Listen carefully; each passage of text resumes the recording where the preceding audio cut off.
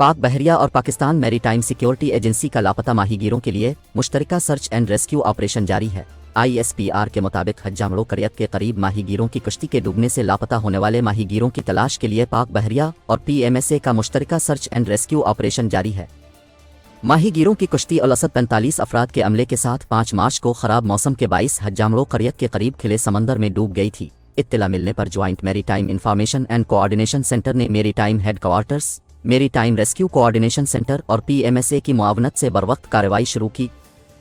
ترجمان ISPR کے مطابق پاک بحریہ کے طیارے اور ہیلی کاپٹرز کے ساتھ ساتھ PMSA کے بحری جہاز اور کشتیاں لاپتہ ماہی گیروں کی تلاش کے لیے مصروف عمل ہیں۔